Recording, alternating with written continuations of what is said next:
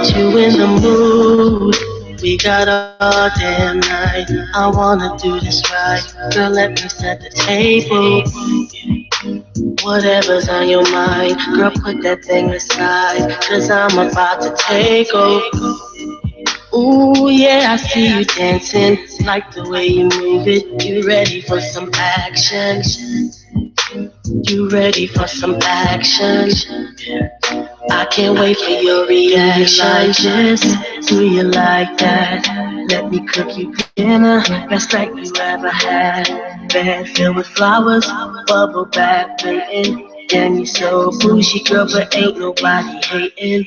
Girl, you so bougie, so bougie, so bougie, but ain't nobody hating. Girl, you so bougie, so bougie, so bougie, but ain't nobody hating. Girl, you so bougie, so bougie, so bougie, but ain't nobody hating. Girl, you so bougie, so bougie, so bougie, but ain't nobody hating. Girl, you bad, and you know it, but I don't mind. What's up? What's up? What's up? Candid Talk Radio on IntellectualRadio.com. We've been a little bit on hiatus for the past 2 weeks, but we are back and we are about to have a topic of all topics. Uh-oh. To my left, as always, you know. Of course, this your boy Steve. What's going on, good people, on the best night of your life, Thursday night. We got Rhonda. What's going on? Yolanda, hey, brother Washington. So, how was your week? It's been cool. It's been a little short. I took off Monday. So. Oh, did you? Yeah, I had to take I've been doing all types of little stuff this week. Working on this second chance bailout program with Dr. Willie Wilson.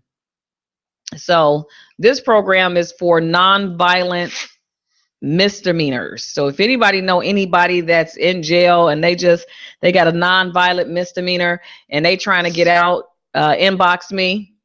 When I say nonviolent, I mean like really no violence. And if it's a misdemeanor, what Dr. Wilson is going to do is if you inbox me their name and their information, we will put them on the list to get them out of jail. Dr. Wilson will pay their bill, or you will meet me and I will give it to you. Of course, it has to be something like $1,000. If it's $1,000, 10% of that is I'll give you $100 or something like that. So you guys can inbox me and, get these people out of jail that's sitting in Cook County just for the simple fact that people don't have $100 or $200 to get them out of jail, and they just sitting there or laying on that cold floor. And it could be something just as stupid. What a lot of people don't understand about why Dr. Wilson is doing this, because this bill, it's called Bill 522, and it's the House Bill 3717. What happens with this bill is, because what we've seen with the research that we've done is that, say for instance, you get caught with a joint in your pocket, and if you black, they gonna make sure you gonna be in there. But if you white, you get that released on recognizance. So and it's crazy because it's the same exact charge. No, that has nothing. She has nothing to do with that. Yeah, she has absolutely nothing to do with this, unless she's trying to help get the bill passed. But that would be the only thing that she have not met with her or anything. So at the end of the day, this is strictly through the Willie Wilson Foundation. So if you have anybody, any family members, or know some people that need some help, hey, Lourdes, you back from Puerto Rico? Anybody that need any help, just inbox me, and I need the individual's name, birth date, where they're at, and we're gonna get them out of jail. So cool. I think that's a great thing to do. We also have certain churches and certain businesses that are working with us in order that once they do get out, to be able to give them some type of training or give them a job.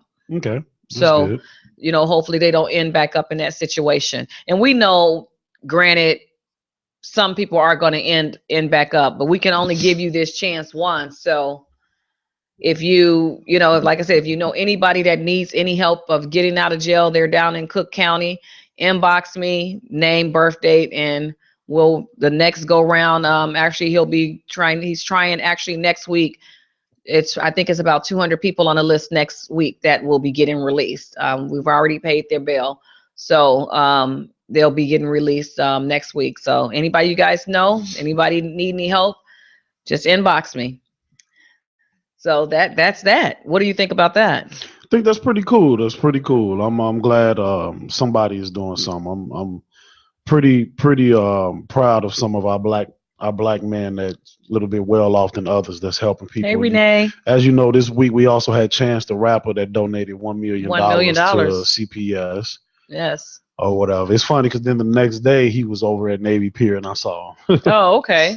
And that's absolutely a young black man that's doing this, and that was a big step up to do something like that. I just hope that, you know, once that money left his hand, it went to the right thing. I don't think it is though, but I just hope it went to the right thing. But we know how our political world works here in the state of Illinois. Hey, Cece. So at the end of the day, as of right now, you know, the schools are slated to close June 1st. Mm-hmm. You know, because the money that's needed, why they're saying they have to close June 1st, is because of the pension. Right. So, and technically, I think they needed like 3.5 million in order for them not to close. But, you know, the messed up thing about that is, hey, they can't even go and collect unemployment or anything because of the union contracts and everything. They just have to, if they're not saving money throughout the school year for their summer, they just have to get second jobs and everything else. So yeah, it's sad. Like, I remember when I was thinking about Hey, Sonia. Keith. When I was in high school, I remember I asked my dad. I was like, "Man, I don't know. I think I might go to school to be a teacher." He was like, "Man, you better not ever do that." Teaching he was like, not in Chicago public schools. Because the way the I respect the teachers, and I think maybe because of the fact that, like, you know, growing up, I was a great student, and I always felt like the teachers were not getting that. He wasn't talking about. He was talking about because the way they're treated, the money. Well, that's what I'm saying. Yeah, I know that the teachers were not getting paid enough to deal with some of the stuff that they were dealing with. You know, and it's hard because once they get to a certain level, they capped out. And you have to look like you got a lot of them young. It's not like that in the suburbs, though. Yeah, the suburbs is the suburb teachers don't get paid as much as the city. Really? Yeah, because my husband is a teacher, so he was looking at the jobs and, you know, out by us. Yeah, but he was going for one of the administrative jobs. No, he wasn't. He likes teaching. Oh, okay. He's not trying to be a principal. He's turned all that stuff down. He's not trying to be that. My friend wife is a teacher, and she's out in I think Crystal Lake. Well, that's a whole different world. But that's what I'm talking about. Well, that I don't know what the northern and western suburbs, but out south, no, their pay. Well, south suburbs. He would have to take. No, it's not. He would have to take a pay cut if he went to a school out by us. Yeah, but no, if you go out that way, she was telling me, like, the higher the education, you get paid. Like, your education, like he was saying that she was telling us that some lady works at like a high school. She has like a PhD, and because she has a PhD in underwater basket weaving or something like that, she is getting broke off teaching high school students. So yeah, I mean, Cece said that northern suburbs get paid a whole lot more. Yeah. So, you know, but like I said, it just depends which way you're going, you know, to do it, because like he's ready to retire because he has the years, but he doesn't have the age. So, and then I'm like, you're just your thesis away from your doctorate, from your doctorate. And he got his thesis halfway done. Like that. Right. Okay, you still got to write that other half of that thesis to get that doctorate. So, but and his whole thing is, my husband's he loves to mentor, and that's one of the reasons why he haven't given up on CPS, because he's seeing the kids that's coming through there, and he said if he could just get one or two that can make it, He want all of them to make it. He's a product of Inglewood. He grew up in Inglewood. Mm-hmm. You know, he's listened to the teacher say how he wouldn't be anything and da da da da da. And look at him, as far as he's very, very educated man. So it just you have to, hey cousin Tasha, hey Nicole. It's just that you have to be mindful, you know, when you're telling these kids that, so he doesn't break his kids down. He's telling them that they can be whatever they want to be. Just, you know, get educated, do what you got to do, stay out of trouble. And it's hard in Inglewood. It's hard. It's very hard. It's hard. It's a part of the environment of what they see in every day. Right. So it's very, very hard. Like I said, he's ready to retire, but unfortunately, he doesn't have the age, but he has the years. You know. I mean, are you talking about the age to collect Social Security? No, you know, if he retired now, he won't get all of his pension because he's not old enough. He won't, He has a school year. He has 31 years, I think. So he technically have about 3 more years where he can fully retire and get his full pension. That sucks, but okay. Yeah. So it's just like, and I mean, I have friends that's younger than him that have been with CPS like 25 years, but again, they're young. Right. They don't have the years. So right. what do you do in that aspect? So cousin Tasha said, hey. What's up, Tasha? Hey, Denise. Hey, Owie. I think I see Nicole Sadiq on here. She never gets on here. Hey, Nicole and Henrietta all the way from Minnesota. We got some people on here tonight. Keith, what are you doing on here? What are you up to, Keith? Melanie is on here. Yes, Melanie, 200 people. He's already gotten 1,000 people out. So I do want to also tell you this. So what do you think? Hey, Sheila. Yolanda all the way from Wisconsin. So did you hear what Ben Carson said? Ben Carson is he's an idiot. Complete idiot. He's a complete idiot. And Bill Carson is a white man in a black man's body. Bill Carson was one of these guys that grew up and wanted to be white and was so unhappy with himself for being black. That's who he is to me. And these are strictly Chris Wilson Pugh's opinions and has nothing to do with intellectual radio. So Ben Carson is an idiot. I said it, and I'll say it again. Ben Carson is an idiot. Yeah. I can't call him what I really want to call him, so I'm going to keep saying he's an idiot. And if you didn't hear, we're going to play a little bit of. Hey, Audrey. Hey, Monica. Hey, Sherry. And look at the pictures of all those people who are hanging up there from every part of the world, many of them carrying all their earthly belongings. I can't say that word, CC. In their 2 hands, not knowing Can y'all hear what this country held for them. Look at the determination in their eyes.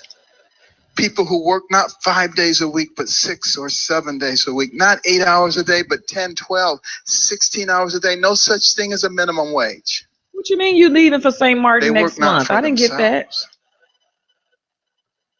But for their sons and their daughters and their grandsons and their granddaughters, that they might have an opportunity. If you guys can hear this, let me know. In this land. Oh, Cece says she can. That's what America is about. Didn't nobody play with him. He mad because didn't no black kids play with him. There were other immigrants who came here in the bottom of slave ships, worked even longer, even harder for less.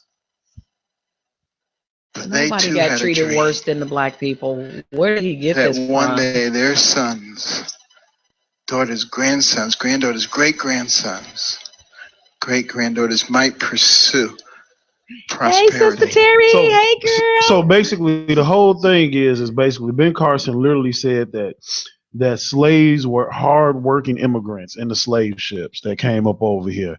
For one, No, he said that other immigrants came and worked just as hard for less. Black people didn't get paid. Right. Oh, definitely. They didn't get paid. Not that I know of. I mean, I can't call nobody, but last time I looked at Roots, I'm gonna put it to you like nobody this. got paid. Calling slaves immigrants and saying that when they were on the ships, they were hoping to have to make a better life for their kids is almost like Jeffrey Dahmer saying that his victims were dinner guest. Right. Right.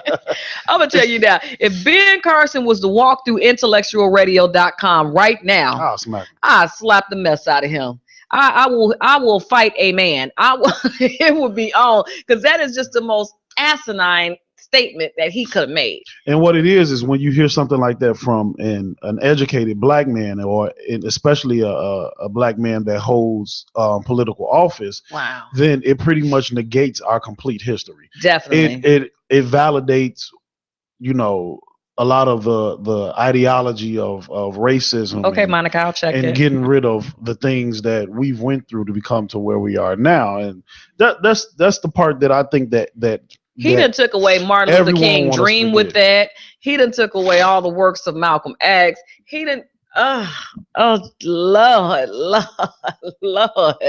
Yeah, he done took away when Emmett Till was killed. Hey, it was okay they killed him. He shouldn't have whistled. I mean, he done took away everything. Kunta Kinte lost a whole foot. Kunta Kinte lost a foot. They tweaking. He done took all that away with that one statement. It's so hot in here. That it's just ridiculous. Hey, cousin Malcolm. I mean, Ben Carson is an idiot. I'll say it again. I'm gonna keep saying it. He's an idiot. Our producer just be throwing stuff at us. He just be throwing stuff. Yeah, but no, like I was saying, it's one of those things where it's like ignorance is just ridiculous when it comes to this. And then the things that's going on with our president and the administration. With your president, I don't claim him. He is not my president. If you claim him, I have nothing. If you're an American and he's the American president, I think I'm going anti-American for the next 4 years, because that's an idiot. We all thought Bush was the dumbest president. That's George Bush II. But we all know now that George Bush was smarter than Trump, and Trump is the dumbest president in history. I didn't think that Bush was dumb. I never he had to read cue cards when he was up there. When he was up there, he couldn't even read the teleprompter. They gave him cue cards. Like, George, look at this. And they had certain stuff in red, and it was different colors so he could grasp it. I never thought he was dumb. I just thought he only cared. I just thought he only cared about him and his people. I mean, let's look at, for one, New Orleans, Hurricane Katrina. Let's just look at that. I mean, I'm sorry, but if that would have happened in, hey, Sister Dotson, if that would have happened in a predominantly white city or state or whatever, if it happened in Indiana, they would have been there in a heartbeat. Okay, but again, what do you think Ben Carson was doing when Hurricane Katrina hit? Sipping tea. Well, it's okay that they're in the Fifth Ward. He's an idiot.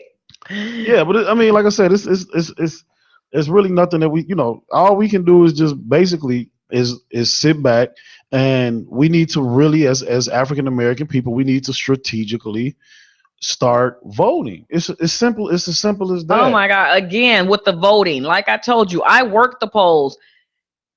34th Ward, Carrie Austin. I think that's her ward. Nevertheless, they had 2,984 people registered to vote. 362 people came out to vote, and about 7 of them couldn't vote because they had no identification or anything. It was like, well, I was living here and couldn't even prove that they were able to vote. So we had to give them what they call I can't think of an absentee ballot thingy or whatever. But that's something that wasn't even counted. Those don't even get counted. Mm-hmm. But for you to have 2,984 people and 362 come out to vote, and it's about 7 or 8 of them weren't able to, that's horrible.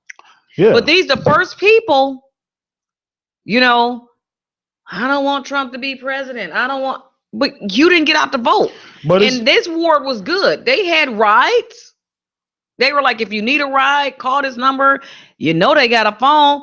They got the government phone, so it ain't like they ain't had no phone to call nobody. Mm-hmm. And voting day was a nice day. It wasn't bad weather or anything. So it was no excuse. Black people don't want to vote. They want to get mad when they see movies like Roots and Selma and Rosewood. You want to get upset then. You want to get real upset. After you see all these people getting killed and fighting for our right to vote. Selma, for instance, that was a great movie to me. They go down there to vote, can't vote. They getting killed. They trying to walk over bridge. If that didn't move you to get your butt out to vote, you not black and you un-American. I mean, I don't. Hey, Sheila. That's one thing I've never understood. But and then not only that, we even have like coming up soon. We have local elections. We have Right. to participate. And in those. I'm working those too. I want to see how those gonna go Yeah, because we I never have. really do. I always do the big ones, but I'm working on local ones now. Yeah, we have to vote our local towns and stuff like that. But we need to make sure that we concentrate on getting the people we want for our congressmen, our senators, because we're steady getting upset that they're not doing anything for us, but we're not putting our people in. That's all we have to do You is have to all vote we in have to these do is small elections yeah, too. all we have to do is vote These our people count, in, people. and you see what you don't understand is that your congressmen, your senators, when they go to the Hill, they vote on your behalf. On your behalf. They don't vote on their behalf, they vote on your behalf. You are their constituents.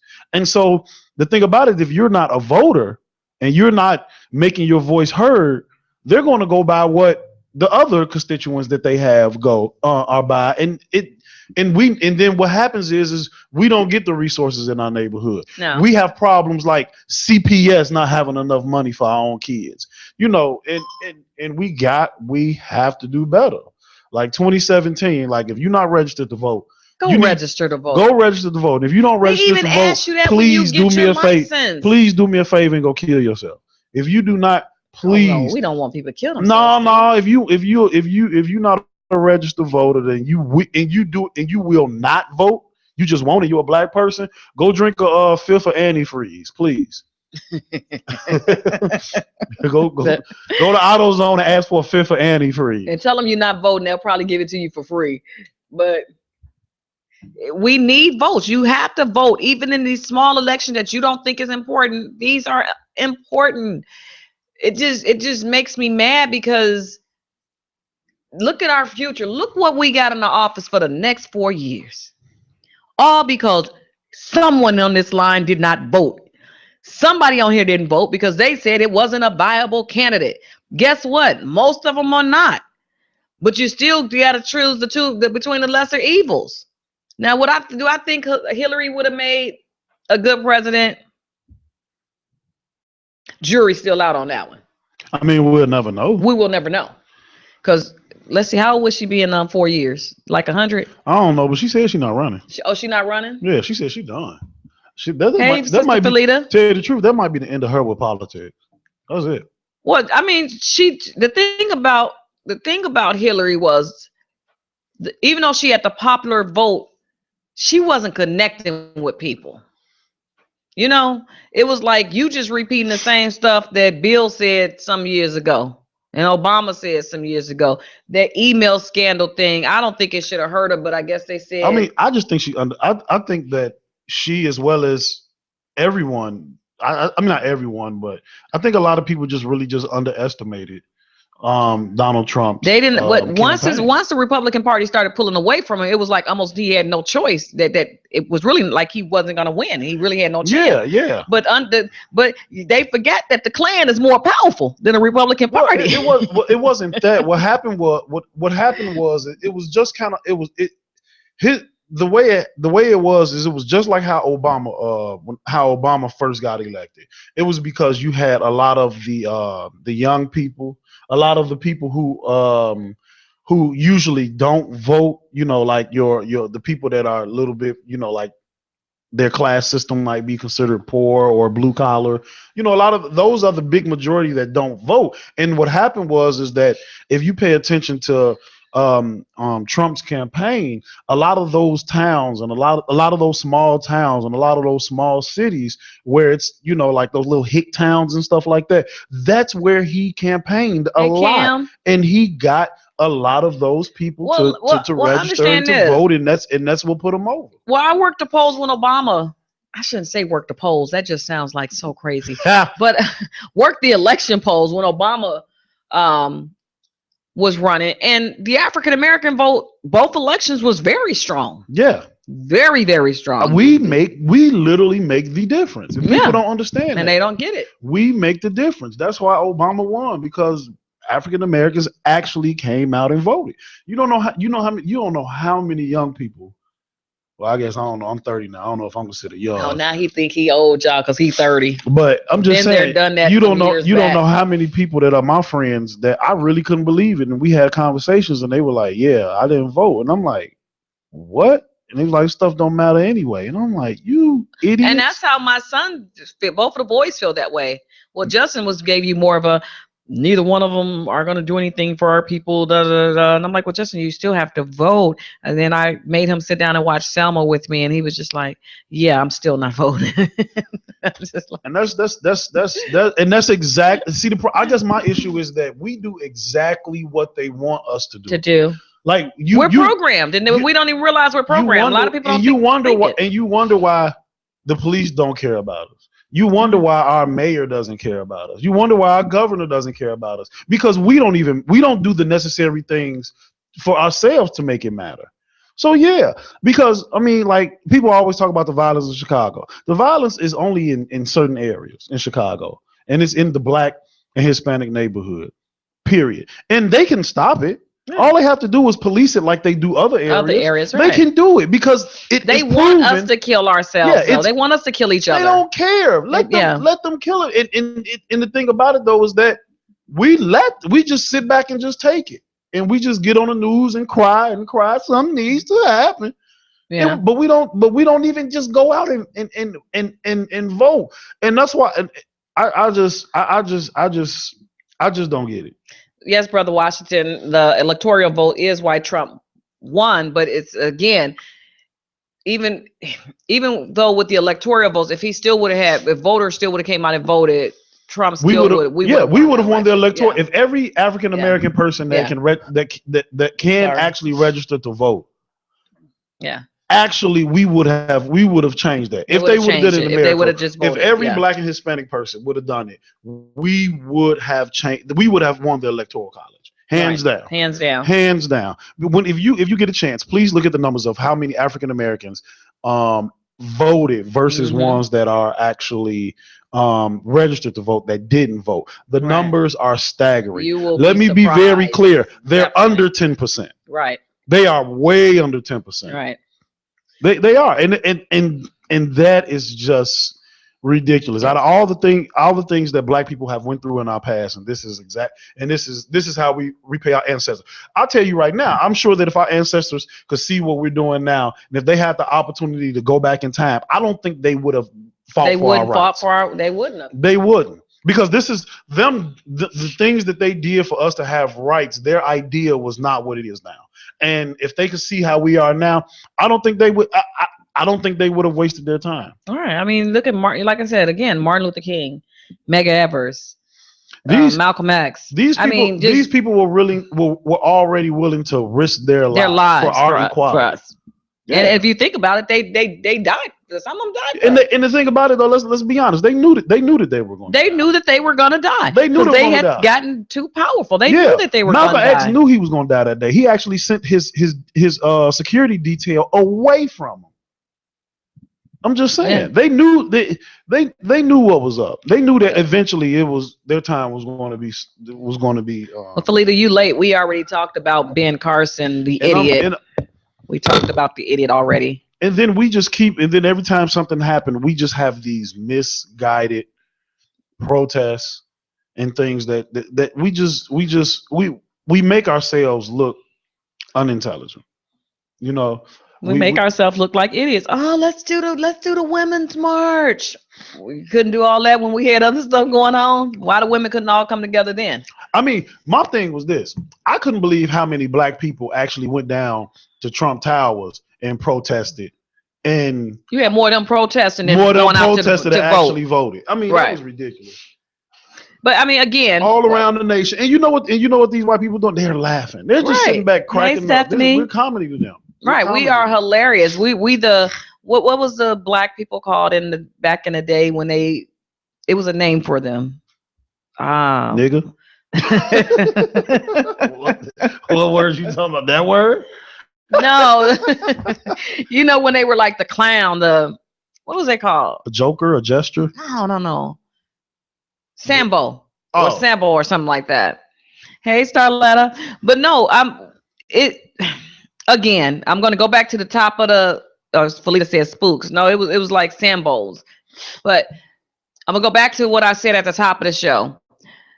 The Willie Wilson Foundation is getting people out of jail. If you know anyone they're nonviolent and they have nonviolent misdemeanors, inbox me their name, and I think I need their birth date or whatever and where they're located, and their name will be going on the list for Dr. Wilson to bail them out and possibly to get job training or to find or to be able to get a job. But if you don't reach out, we won't know, because there's so many people you won't believe they're sitting in there and their bail is like $300 and they've been sitting in there, for 2 or 3 months because their family can't come up with $300 to get them out, or they don't want to come up with $300 to get them out. I don't know, but no, I mean, you'll be surprised. I mean, some people just live paycheck to paycheck. Right. Anything that's outside of their basic bills, they just can't do it. I mean, you will be very surprised. I mean, I can tell you right now, there are people at my job that are frontline employees. They only make minimum wage, and they work and a lot of them work part-time. Yeah. So, and that's their only job. So, a lot of them can't afford anything like that. All right, because like when I leave here, I have a very important conference call to get on because of this second chance bail. I'm looking for the fraternities, the Kappa, Alpha Phi Alpha, the Iotas, the Sigmas, the ladies, the AKAs, the Deltas, the Sigma Gamma Rho, I'm looking to get a lot of these fraternities involved. We need people to push our bill for us. Well, let me ask you this. What do you think what is it going to take for African Americans to necessarily come together and actually start to be a movement again? I don't know. I always felt like if they would have assassinated Obama, we probably would have all came together. I mean, the thing about it, Morrison, I think that we got close for a second with the Black Lives Matter. But the only problem with the Black Lives Matter movement is that there was no specific leader. It was no leader. Everybody wanted to lead. Everybody had their own little agenda for Black Lives Matter. And that's the thing, though. When we sit back and we talk about some of our leaders, because in order for a movement or a group of people to have their voice heard, everybody was saying protest is not a thing. No, protest is very necessary because that's how you actually get heard. But there has to be a leader, and that was one thing that we didn't have. So that's why we couldn't move forward. I mean, when we look back at the movement in the 60s and in the 50s, it was Martin Luther King. Martin Luther King led that. Right. Martin Luther King was the leader. That was the point of contact. Yes, right. Yes, there were people in other cities around the nation that kept with that movement, but under the ideology of Martin Luther King, right. And that was one thing that I knew that it wasn't going to be, it was something that was going to eventually just, dissipate because there is no leader to push it. Right. You have to have a specific leader for something and to push it. Mm-hmm. At the end of the day, just, as a whole, society has taught African Americans how to be. They've taught Hispanics how to be, the Asians how to be. I mean, here we are, America. We're one of the richest lands, right? Mm-hmm. But who was getting rich off of our land? You have what are they called? You know what I'm saying? They're from India, whatever they're called. Oh, yeah. Then you have the Asians coming over from China and Japan, and they're coming over here, or Vietnam. They're coming over here doing their thing. They got stores everywhere. The Indians got liquor stores everywhere. You got the beauty supply stores. They're coming over here, and I think that was why Carson made that little statement that he made, because they have come over here and they have capitalized. Yeah, but do you know how they're able to capitalize? Something that we can't even get, and we're here. Yeah. For one, did you know that when an immigrant come over here, the only way that they can come over here, a majority of the times the way they come over here is that they have to have some type of business in order to obtain their citizenship. Mm-hmm. Or saying most of the time is they have to obtain some type of business or some type of political standing within their community. Now, check this out. A lot of people do not know this, but they can apply for a business loan, and the U.S. will give it to them. Hey, Leslie. Under the credit from their country. So their country can basically say, hey, they have what is equivalent to a 750. They don't do any research. It don't matter because the country wants them to go and get that money and bring it back anyway. And the U.S. gives them a small business loan. But you and I, if we have a 750 or higher sitting right here, I can't even get a $25,000 loan. And I'm just saying. So what it is that America doesn't want to empower a black person. They will empower an Asian, they will empower a Polishman, and they will empower anyone else from another country. But they won't help. They won't empower us. Now they will give us a loan to get in debt. They don't mind giving us a car loan, 0 down, no credit check needed, things like Larry. that. They don't mind anything that will continue to have us debt. But to get a small business loan will actually empower me to actually be successful. Okay, so you're saying that they don't, but what are we doing to ensure that we do get them? Well, because we can't. That's one thing. You can't always play the race card because of the color of your skin and say, oh, they're not doing that because of the color of our skin, even though it may have some significance to it. But you still have to try to reach things yourself without. You got to show them why it's worth you giving me this loan. But you know what this is? You have to be able to change the mindset. Yeah, and what we need to do is basically for one, we need to open up. If that's the case, then we need to open up our own banks. And then not only when we open up our own banks, we need to do the right thing when we open up our own bank. You have some black-owned banks. Yeah, I'll give you an example. Seaway is a black-owned bank, but now they're getting ready to go bankrupt because of misuse of funds. Okay. But that's why I said we have to do things right in accordance with the law. And that is something that I can see that has been a problem, is that a lot of black businesses and things like that, it starts out good, but then greed comes into play.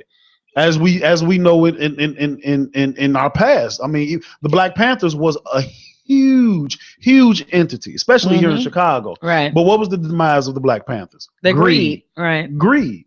And that's what it was. And so that's the problem that's killing us. I have a picture Larry, on my computer.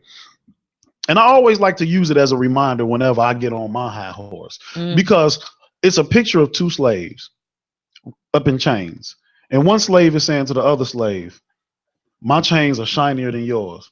And the other slave is saying, but we both slaves. Yeah, right. No matter if your chain's shinier than mine, we both in the same predicament. We both in the same predicament. Right. And the thing about it though is I sit back and I look at my Facebook, I look at my Twitter, I look at my Instagram, and I just sit back and I just like, we hate on each other so much. We tear each other down all the time. If you look at any reality TV show that has anything to do with black people, we are the most ignorant, we're the most stubborn, we're the most loud, ghetto. I mean, you know what they thinking while they on TV acting like this? At least I'm getting paid. Right. And sometimes money isn't everything. You sitting up there and you making your race look even more. You giving them a reason to sit there and laugh and say this is why they're not successful. Look at these. Yeah, they putting all this on television. Matter of fact, I'll give you a perfect example. When I first went to college at Northern University, and I was the only black man on my person, period. Nicole, jealousy and hate amongst our own. Yeah, I was the only black person on my dorm, and it was this one white girl who every time I walked in the room or walked into the study or whatever, she would walk out. First few times I didn't. You were in Northern, right? Yeah, Northern. And then eventually I started noticing, like, dude, what the heck is her problem? When everybody in here chilling, when I walk in, so her roommate told me, like, hey, she's not racist. She's like, she's not racist towards black people, but she's scared of black people. I'm like, what do you mean? She was like, she's from a small town in Illinois where she's never seen a black person until she got to college, but her only time she's ever seen a black person was on television, and they were always some type of thug, loud, ghetto, and violent, always. So her association with black people was that. But Steve, you like almost white. Why was she? You ride? Okay, all right. No, we gonna revisit that. When you about 8 shades lighter than me. Whatever, but I'm just saying, why was she? I am not 8 shades. Look at him. I'm dying. We almost the same color. You glow in the dark. That's how light skinned you are. Whatever, he tripping. But anyway, what I'm saying is that I had to like scare her one day, like just ran up to her and gave her a hug, like, hey, she screamed like crazy. You better be lucky she ain't cry rape. I know. But then after that, we had a long talk, and she told me that's, you know, she was like, you know, it wasn't that I'm racist, and she was like, honestly, I was just scared of you. She was like, every time I seen you, I was scared. Every time I was by a black person in class, I moved to the other side of the class because I was scared of. Nicole said, light skin does not look like a thug. I look like a thug. I did back then. What? Oh, you had braids. I didn't have braids at that time, but I used to wear baggy clothes, fitted caps. I had a fitted cap for every outfit. I looked like your cliche black person. No. Yeah, I ain't gonna lie to you. When I look at old pictures of me, like in college or at the end of high school, like, yeah, I looked at like I could have been on the corner selling dime bags. I ain't gonna lie. I ain't gonna even sit here and lie. But I mean, at the end of the day, society, we are trained by society, and we have to untrain ourselves. It's kind of hard. Like I like to talk to older people. And when I say older, I really like to talk to the people that was born like 1920 or a little bit before that. They old as I don't know what, but guess what? A lot of them got some good stories to tell you. And some of them memories are so sharp. They can tell you about how they left Chicago to go and march in Selma. They can tell you all these things that have happened. And my dad was born in 29, I think. And he was saying that his friend father down in Mississippi, I think my dad said he was maybe about between 12 and 14. And his friend's father came back from, oh wow, it had to be, he may have been a little bit older, probably because it had to be like World War II. But this young man's father was hung. Even back then, that was like, what was World War II? 41? December? Yeah, December 7th, 1940. But he came back from that and was hung. And you know, my father as a kid was seeing this. He was in he's from Boyle, Mississippi, which is deep in the Delta. So, but you know, they saw this and you know, they've heard about it, but they had never seen it. But that in my father's eyes was, I got to get out of here. I don't want to be in Mississippi my whole life. Yeah, my great grandmother, who was born in 29, she will not go down south to visit, even to visit. Like my dad never wanted to go down there. She'll tell you in a heartbeat. No. We'd be like, Grandma, it's nowhere near like that. She was like, I don't care. She was like, because of what she experienced down there. And the thing about it, she won't talk about it either. My father did not go back down there. He just was like, he had no need. She's from Arkansas. She was like, He had no need. Now, granted, his father was down there. He still had some siblings down there. And most of it was 11 of them, but most of them had moved up north, so to speak, up here and stuff. But he still had a baby brother down there. His father was down there. I think my grandfather was like 98 when he passed. Mm-hmm. And he had an older brother, and that was down there. But all of my father's family, all of them were educators. They're all either were teachers, principals, or, you know, my one uncle Preston, I think he got like a Nobel Peace Prize or something for math or something. But yeah, I mean, they were all educated.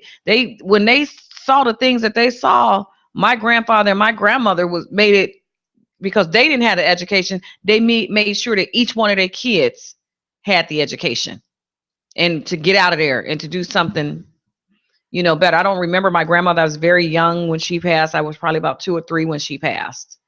Like I said, my grandfather passed. He's about 98, and he passed back in either 1998 or 1999. Mm-hmm.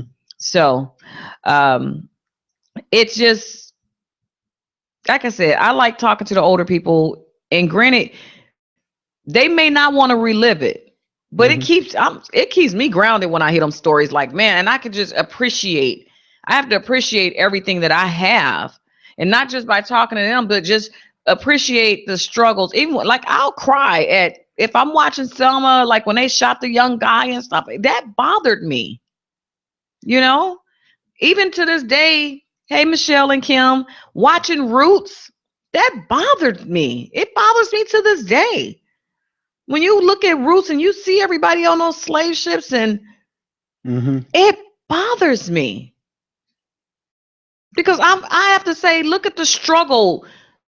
Look how they struggle for me, for us. I'm embarrassed. It's very embarrassing. I don't like to watch those movies that much. I watch them, but I don't like to keep watching them because I actually feel embarrassed. I feel embarrassed of where we're at now versus the things we were trying to achieve as a people just 50, 60 years ago. You know, like I said, Martin Luther King is rolling over in his grave. He's rolling.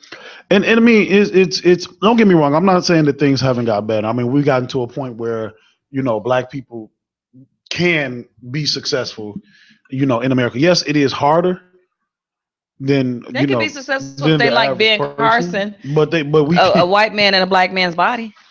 Yeah, but I mean, Mommy, they won't play with me, but Timmy plays with me. But Andre won't play with me. You know, stop. That man is just so freaking stupid. Oh my God. If I could say the one word, the Secret Service might be at my door when I get home. But it's just so stupid. I mean, it doesn't. He put the S in stupid. It doesn't surprise me though. I mean, you gotta understand, but you gotta understand something. He was picked for a specific reason. Because he's a white man in a Black man's body. Exactly. I mean, but that's come on. They were gonna give Omarosa a cabinet position. Do you wait? Hold on. Do you thought they was gonna put a whole Negro in there? Wait. Time out. Let's. Yeah. Did you think?